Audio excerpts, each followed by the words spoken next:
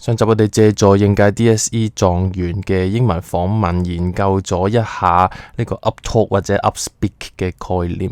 今日我哋講下 T 嘅發音啊。好多時候我見到一啲學生，佢想做一個好學生，即係點呢？佢就要好好咬字，唔好有懶音。咁所以呢，佢見到乜嘢 vowel consonants 都要讀晒出嚟，話俾人知我讀咗出嚟。但唯獨是呢個 T 呢，好多時候呢，唔讀係好過讀出嚟嘅，因為 native speakers 好多時候都食咗呢粒 T 音啦。講緊嘅係一個生字字尾，而唔係字頭嗰個 T 音，即係譬如 cat 呢個學術上稱為唔送氣嘅一個 T 音啊。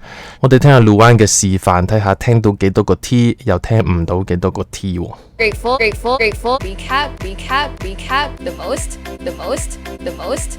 Silently, silently, silently. Have helped me, have helped me, have helped me. Hooked good food, hooked good food, hooked good food. Helped me, helped me, helped me. Ensured that, ensured that, ensured that. So definitely, so definitely, so definitely. Different specialties, different specialties, different specialties. Just a meal, just a meal, just a meal. Be grateful, be grateful, be grateful. My night with, my night with, my night with tonight, tonight, tonight.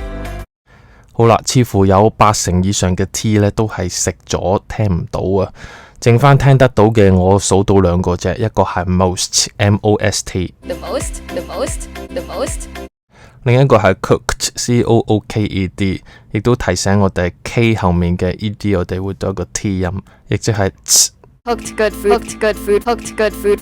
K 以外有一個字母加咗 E-D 都係要讀 T 音，就係 P， 就好似幫助嘅過去式 helped。但問題就嚟啦， Luan 係讀咗 cooked 嗰粒 T 音，但就冇讀到 helped 嗰粒 T 音，兩次都食咗呢粒 T 音。Help me, help me, help me, help me. 呢個聽不到的 T 音喺學術上叫做 glottal stop， 喉塞音、聲門閉塞音。好似話係個聲帶、聲門短暫關閉，從而令到我哋發唔到聲啊！咁經典教學例子有哦，咁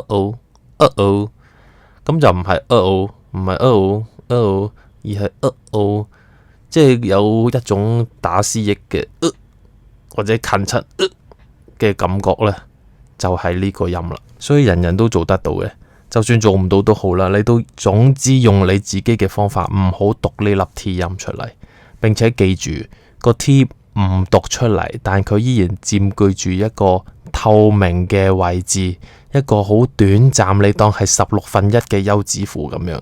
所以 definitely 唔可以讀做 definitely 唔可以鬆散咗嘅嗰個呢，一定要好短促，好收緊呢。definitely， 正如打思噎一定係唔會有人係掛。以上就係我不專業嘅教學。至於到底嚴格上乜嘢條件先會觸發到呢個 glottal stop， 正如 Luan 多數時候都食咗呢粒 T， 點解係 most 同 cooked 又要讀出嚟呢？呢個問題我係未識得回答㗎。不過我同意 most 個 T 讀咗會好啲，可能因為喺句尾加埋前面有個 S 音，如果就咁 most 就好似有啲怪啦。以上就係我嘅不專業嘅回答。至於想專業少少呢，咁啱真係咁啱，尋晚我去 Threads 見到呢個黐線佬出呢個 post 話咩 I don't know 個 T 有5種讀法喎，咁我當堂嚇一跳，然後得啖笑啦。咁我諗我呢世都唔會研究發音去到咁深入嘅地步，但如果你有興趣呢，我諗呢位 Ben Sir 可以幫到你。